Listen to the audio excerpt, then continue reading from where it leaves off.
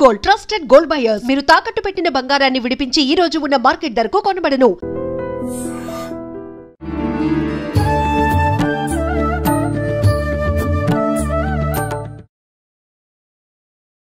నమస్కారం, welcome to I dream. ధర్మ మార్గం కార్యక్రమానికి స్వాగతం. నేను మీ విజిత. ప్రస్తుతం మనతో పాటు ఉన్నారు ప్రముఖ జ్యోతిష వాస్తు పండితులు బ్రహ్మశ్రీ అన్నవరపు తిరుపతి మూర్తి అవధాని గారు. ఇప్పుడు గురుగారితో మాట్లాడి మన సందేహాలన్నింటినీ నివృత్తి చేసుకుందాం, మరిన్ని మంచి విషయాలు అడిగి తెలుసుకుందాం. నమస్కారం గురుగారు. ఓం శ్రీ మహాగణాధిపతయే నమః.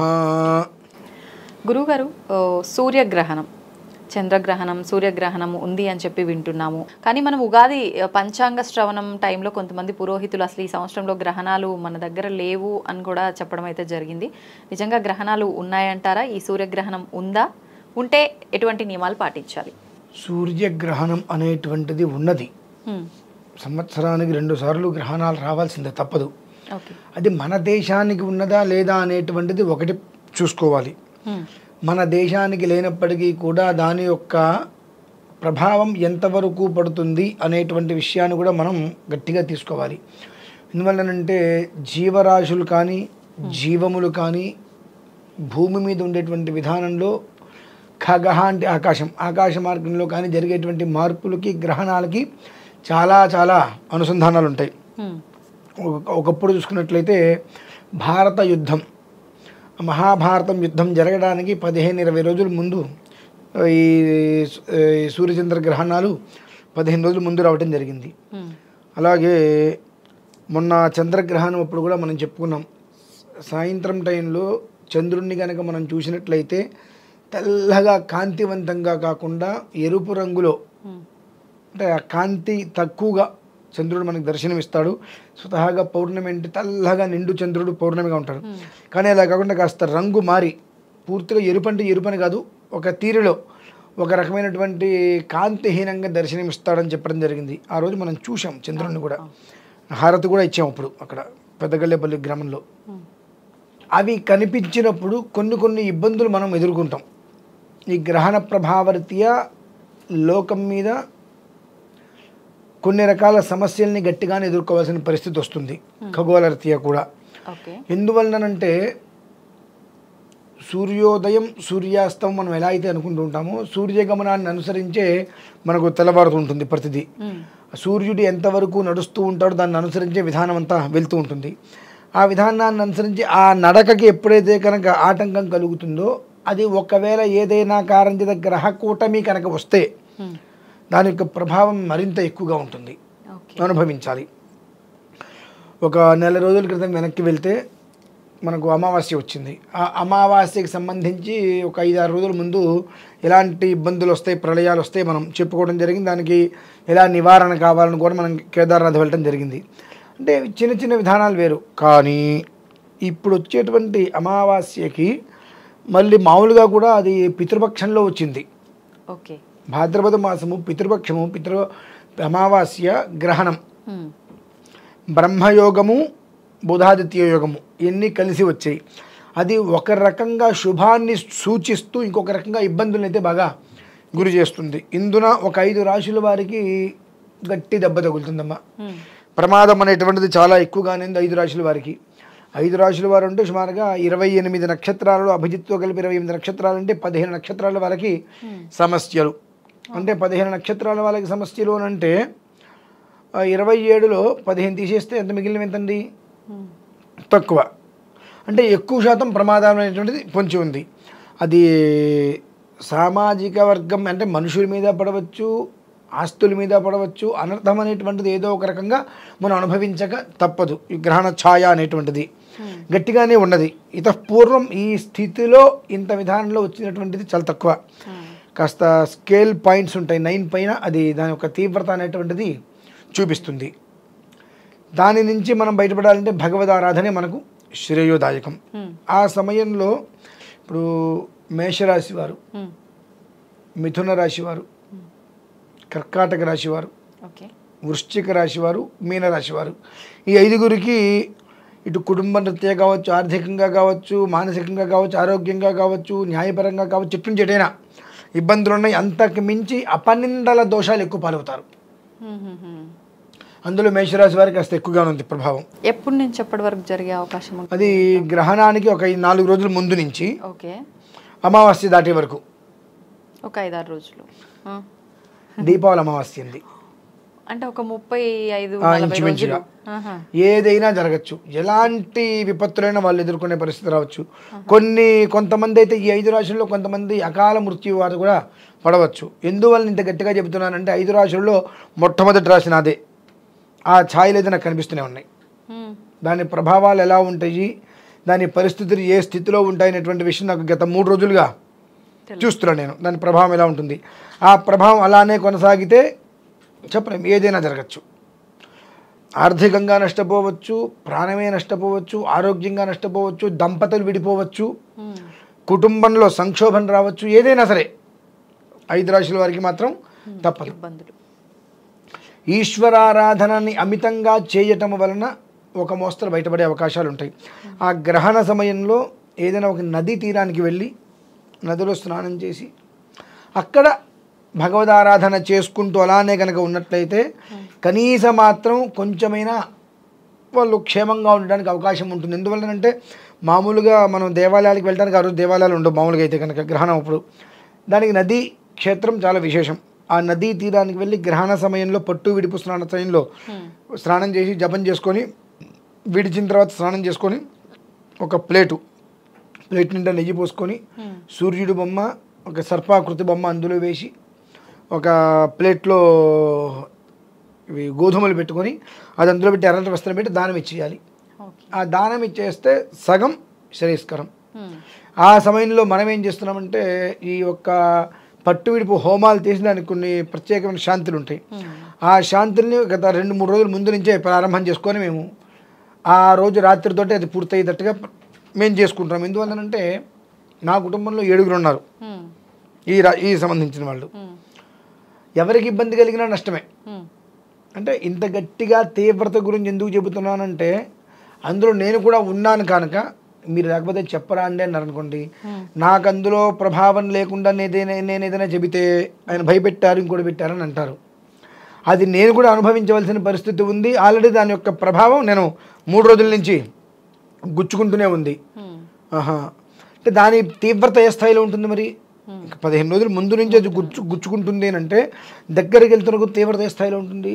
అందులోంచి అందరూ బయటపడాలంటే ఈశ్వరారాధన చేసుకోవడం అనేటువంటిది ప్రతి ఒక్కరికి కూడా అవసరం. ఖగోళరీత్యా పడేటువంటి ఇబ్బందులు దెబ్బలనైతే కనుక చాలా ఎక్కువగానే ఉన్నాయి. 100కి 40% మనం తగ్గించవచ్చు.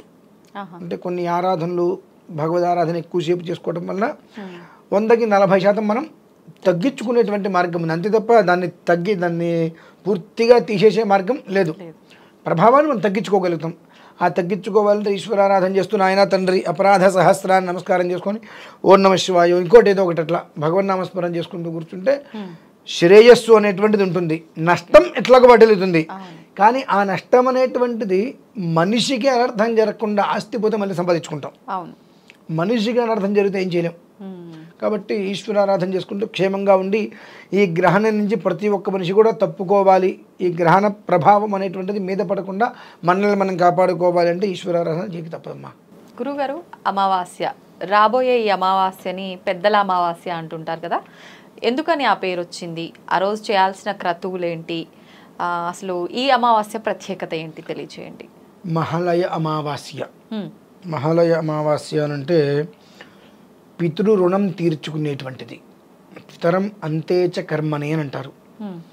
మన ప్రారంధం ఎలా ఉంటుందంటే బ్రతుకున్నంతకాలం వాళ్ళ మాటలు వినం, చనిపోయిన తర్వాత కర్మకాండాలు కూడా మనం సరిగ్గా చెయ్యం.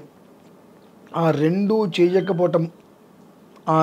చేయకపోవటం వలన తర్వాత తరం నుంచి పితృదోషాలు ఆపాదిస్తాయి.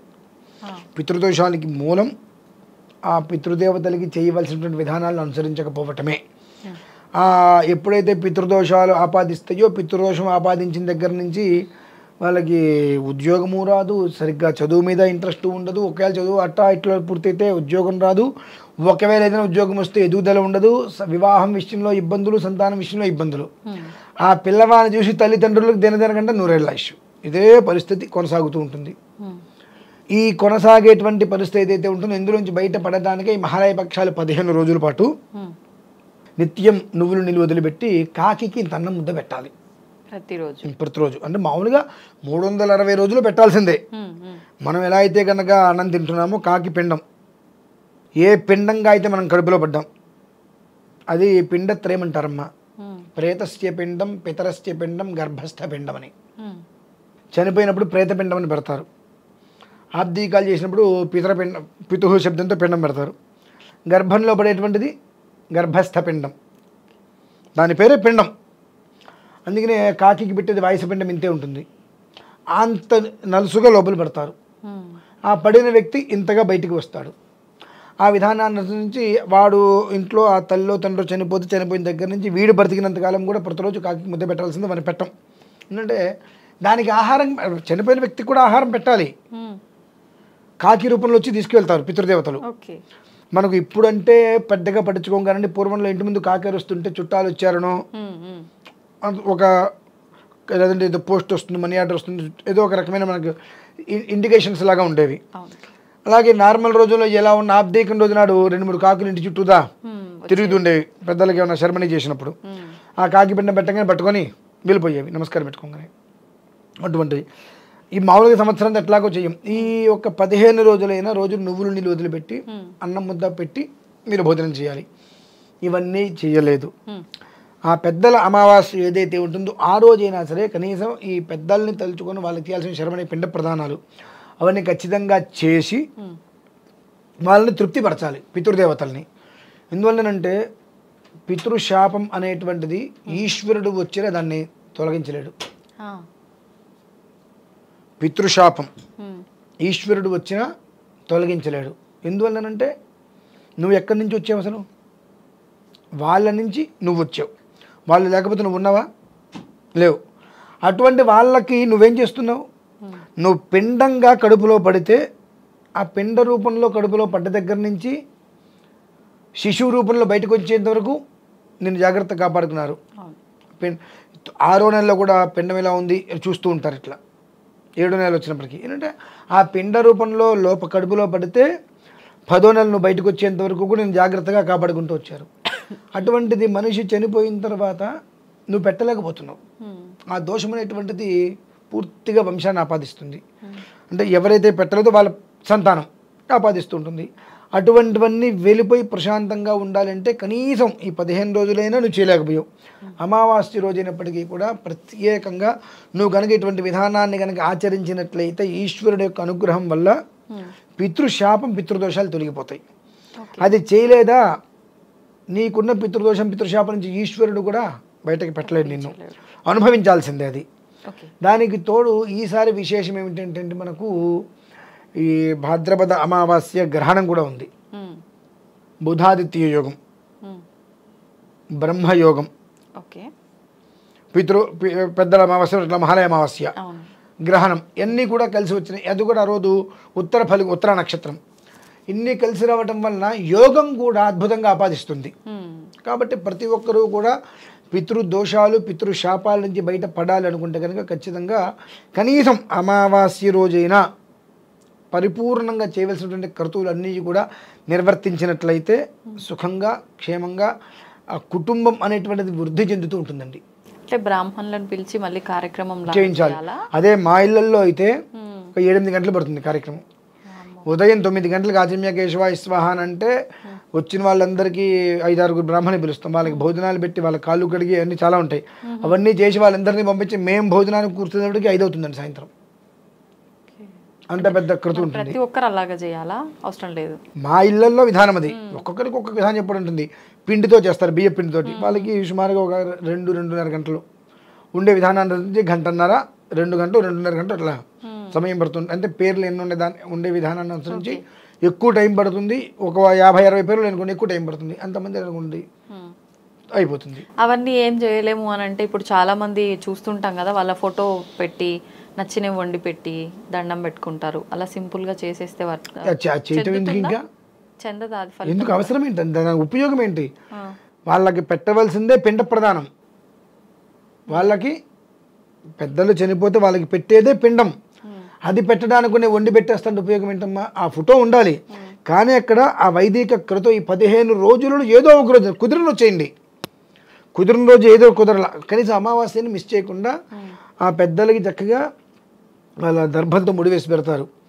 నువ్వులు వస్తాయి, మళ్ళీ దర్భపులు వస్తాయి, బియ్యం వస్తాయి, ఎవలు వస్తాయి, అవన్నీ అక్కడ పెట్టుకొని గంధం తీసుకొని ఒక్కొక్క దానికి ఒక్కొక్క రకంగా అర్చన మొత్తం చేసుకుంటూ వచ్చి వాటికి కాళ్ళు కడిగినట్టుగా. అయితే మీ మామూలుగా బయట పొత్తర్లు పెడుతూ ఉంటారు, అంటే విస్తరాకులు పెట్టేసేసి బియ్యము ఉప్పు పప్పు అవన్నీ స్వయంపాకంలాగా అన్ని వరుసగా పెట్టి దానికి విధానాలు మొత్తం పూర్తి చేసి ఇస్తూ ఉంటారు. ఇది చేయకుండా నేనేదో ఫోటో పెట్టేస్తాను, వంట చేస్తాను, ఊరికే పెట్టేస్తాను, ఉపయోగం ఏంటమ్మా? వాళ్ళు నీకు జన్మనివ్వడానికి ఎంత కష్టపడి ఉంటారు? నీ జన్మ సార్థకత చేయడానికి నువ్వు ఎంత కష్టపడాలి అంటే నీ కడుపులో పడ్డ దగ్గర నుంచి కూడా నీకు పెళ్లి చేసి నీకు పిల్లలు పుట్టి వాళ్ళు చనిపోయేంత వరకు కూడా నీ క్షేమాన్నిగా కోరింది. చనిపోయిన తర్వాత సంవత్సరానికి ఒక రోజు ఇంత పిండం పెట్టడానికి కూడా మనకు కుదరట్లేదు అంటే ఎట్లమ్మది? అది కరెక్ట్ అయిన విషయం కదా. అదేనంది, ఇటువంటివి చేస్తున్నాము, దాని ప్రభావం పిల్లలకి అంటుతుంది. తర్వాత ఆ పిల్లలు అనుభవిస్తారు, ఎదుగుండదు పాపం, కష్టపడుతూనే ఉంటారు. ఎంత కష్టపడుతూ ఉంటారో అంతకంతే ఉంటారు, ఎదగలేరు. ఆ కష్టపడినంత ఏమవుతుందో తెలీదు. మరి ఏంటండి పరిస్థితి? ఇప్పుడు ఎందుకు కష్టపడతారు? ఎదగాలి, స్థిరపడాలనే కదా. ఎంత కష్టపడుతున్నా అక్కడే ఉంటున్నారు. మీరు ట్రెడ్మిల్ మీద 2 గంటలు పరిగెత్తండి, ఎక్కడ ఉంటారు? మామూలుగా 2 గంటలు నడిస్తే ఎందుకు కూడా వెళ్ళిపోతాం, ఒక 2 కిలోమీటర్లైనా వెళ్తాను. 2 గంటలు నడిస్తే అదే ట్రెడ్మిల్ 2 గంటలు పరిగెడితే అక్కడే ఉంటాం. అలానే ఉంటుంది మా పరిస్థితి. అంతే. అయితే కానీ చాలా కాలం నుంచి చాలామంది ఇలానే చేస్తుంటారు కదా. పూర్వకాలంలో లేని ఎన్నో రకాల దోషాలు ఇప్పుడు ఎందుకు వస్తున్నాయి? ఇవన్నీ చేయకపోవడం వల్లేనా? ఇప్పుడు మనకు స్తోమత లేక చేయలేదు అంటానికి కూడా అర్హత లేవు. ఎందుకనంటే తండ్రికి దద్దరం పెట్టడానికి స్తోమత లేదు, పుట్టినరోజు చేసుకోవడానికి స్తోమత వచ్చిందా, పెళ్లి రోజు చేసుకోవడానికి స్తోమత వచ్చిందా? న్యాయంగా మాట్లాడుతున్నాను నేను. తల్లికి తండ్రికి దద్దరం పెట్టి ఇంత పిండం పెట్టడానికి ఒక ముద్ద పెట్టడానికి స్తోమత లేదంటే నాకు, అదే ఇంట్లో ఏదైనా పండగ చేసుకోవడానికి పబ్బం చేసుకోవడానికి స్తోమత వస్తుందిగా. నీకు నిజంగా స్తోమత లేదంటే అది కూడా నీకు ఉండకూడదు, అది కూడా ఉండకూడదు నీకు స్తోమత. అది స్తోమత లేకపోవడం అంటే. కానీ నీకు రోజు నీ నిత్యకృత్యాలు ప్రతిదానికి కూడా ఉపయోగిస్తూ అవసరం వస్తూ అన్ని రకాలుగా తీర్చుకుంటూ తల్లికి తండ్రికి పిండం పెట్టాల్సి వచ్చేటప్పుడు నాకు స్తోమత లేదని నేను చేయలేను అంటే అది కాపాడుతుందా నిన్ను? రేపొద్దు నీ కొడుకు ఇదే పని చేస్తే నువ్వు ప్రేత పిశాచలాగా రోడ్డు మీద తలకిందులు వెళ్ళాడుతూ ఉంటాడు, పిశాచమైపోయి. అవసరం అండి అవి? ఒక్క ముద్ద పెట్టడానికి ఏమైందండి? బియ్యపిండి 100 గ్రాములు అవుతుందిగా, బియ్యపిండి 200 గ్రాములు అవుతుందిగా. ఒక అరటిపండు అంత బెల్లం వేసి పాలేసి గట్టిగా మొత్తం ముద్దలు చేసేసి ఆరాధన చేసుకొని అర్చన చేసేసుకొని ఆ పిండ ప్రదానం పెట్టి అంత బెల్లం మొక్కన వేదన పెట్టడానికి ఏమవుతుందండి? ఓ 2 గంటల సమయం పోతుంది, ₹1 ఖర్చు అవుతుంది, అంతే కదా. మళ్ళీ సంవత్సరం వరకు వాళ్ళు మొహం చూడట్లేదు కదా. అంటే ఇంక ఇప్పుడు ఈ అమావాస్యకు చేస్తే మధ్యలో వాళ్ళ తిథి ప్రకారం చేయొద్దా? తిథి ఎట్లాగో మనం చేయాలి, అది చెయ్యం కదండి. అంటే అది చేసే వాళ్ళు ఇప్పుడు చేయకపోయినా పర్లేదా? చేయాల్సింది. ఇప్పుడు మీకు అంటే కోపం రాదండి, ఒక మాట చెప్తా. అంటే మీకని కాదు, వివాహమైంది, పెళ్లి రోజు ఎందుకు చేసుకుంటున్నారు? అంత అవసరం లేదు కదా. అయితే వివాహం అయితే అయిపోయింది, 25 ఏళ్ళు వస్తే సిల్వర్ జూబిలీని గోల్డెన్ జూబిలీని ఎందుకు చేసుకుంటున్నారు? అంత అవసరమా? పుట్టినరోజు రోజు సంవత్సరం పెరుగుతుంటే ప్రతి సంవత్సరం వచ్చేదేగా, ఎందుకు చేసుకోవడం? మానేసేచ్చు కదా. మానేస్తున్నారా? అంటే అది మన సొంతది, మన ఆనందం, మన స్నేహితులతో పంచుకునేది. ఇది ఏంటంటే పెండ ప్రధానం అంటే తల్లిదండ్రులకు చేసేది. మా అమ్మకి దద్దనం పెట్టాలి, మా నాన్నకి దద్దనం పెట్టాలి, ఎవరినైనా అనుకుంటారు. నీ మొహం మండ సిగ్గు ఎగ్గు లేకపోతే నీ బ్రతుక్కి నీకు జన్మనిచ్చిందే వాళ్ళు కదా. అంటే చాలా మంది తెలియదు కూడా గురువుగారు, తెలియదు అనే మాట వాళ్ళకు ఇలాంటివి రెగ్యులర్ గా చేస్తుండాలి తప్పండి. తెలియదు అనే మాట అబద్ధం. మన ఇంట్లో చెప్తా మన ఇంట్లో పూర్వం నుంచి కొన్ని నడుస్తూ ఉంటాయి, మనం చూడం, అవన్నీ పట్టించుకోం. ఎందువల్లంటే చిన్నపిల్లలకి చనిపోయిన వాళ్ళకి చేసేది ఎందుకు చెప్పాలి అని చెప్పి చెప్పరు. తాతయ్య ప్రసాదం అని మాత్రమే ఇస్తారు మనకు. ఏ బెల్లం మొక్కనో ఇంకోటనో అనే వాళ్ళు తాతయ్య ప్రసాదం పరవానం తినరా అంటారు. అలాగే చిన్న పంచమైన కాకి ముద్ద పెట్టడం కూడా చూస్తూ ఉంటాం. సంవత్సరానికి ఒకరోజు అయినా సరే అన్నం పెట్టి అది ఎందుకు పెడుతున్నామని మనం అడగలేం. అడిగినప్పుడు వాళ్ళు చెప్పలేరు. వాళ్ళు చెప్పే స్థితి వస్తే మనం వినే స్టేజ్ దాటిపోతాం. అప్పుడు ఏమవుతుంది, వాళ్ళు పిలిచి చెప్దామని నా ఊరికి ఏదో చేదస్తాను అన్న, నువ్వు ఊరుకో, ఇవాళ కాకలు ఎక్కడ ఉన్నాయి, ఇవాళ పిశాచాలు ఎక్కడ ఉన్నాయి, ఇవాళ కూడా పిండాలు పెడతారేంటి? సూర్యుడే ఉన్న భూమిలో నుంచి వస్తున్నాడా? తూర్పు ఏమన్నా ఇటువైపు మారిందా? ఆకాశంకి ఎందుకు వచ్చి భూమిపైకి వెళ్ళిందండి? మరి ఇవాళ కూడా పిండాలు పెడతారంటే ఇవాళ నువ్వు పిండా కూడా తినేది అన్నమేగా తినేది మరి కాదా? ఆనాడు తినేది అన్నమే, ఈనాడు తినేది అన్నమే. మనం ఎందుకు తింటున్నాం అన్నం? తప్పండి అది. తెలుసుకొని ఏం చేస్తానులే అని ఒకటి.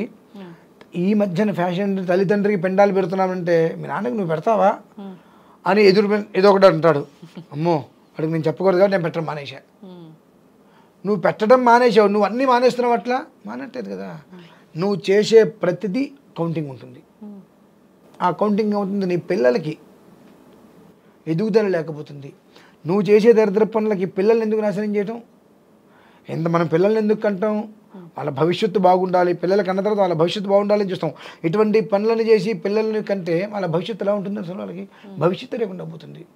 కేవలం మహాలయ పక్షాలు అంటే ఎన్నో రకాలైనటువంటి పరిహారం లేని పాపాలని కూడా నిష్కృతి చేసేటువంటిది. అవి ఎలాంటి పాపాలైనా సరే పూర్తిగా నిష్కృతి చేసేటువంటిది మహాలయ పక్షాలు. అందుకని వీటికి అంత గొప్పది. భాద్రపద మాసంలోనే వచ్చింది. దీనికి చాలా ప్రమాణాలు ఉన్నాయి మళ్ళీ. అందుకని ఏంటంటే ఏదైనా పితృదేవతలకి చేసేటువంటిది పితృదేవతలకి చేయవలసింది చేస్తే వచ్చే ఫలితం ఏ దేవతకి చేసినా రాదు. ఆంజనేయ స్వామికి చేయండి, శివుడికి చేయండి, విష్ణుమూర్తికి రాదు. వీళ్ళకి చేసి వాళ్ళకి నమస్కారం చేయి అన్నీ ఇస్తారు. వీళ్ళకి చేయకుండా వీళ్ళని గాలికి వదిలేసి వాళ్ళకి ఎన్నైనా చేయి మొహం కూడా చూడరు. కాబట్టి అది గమనించుకోవాలమ్మా విషయం. ధన్యవాదాలు గురుగారు.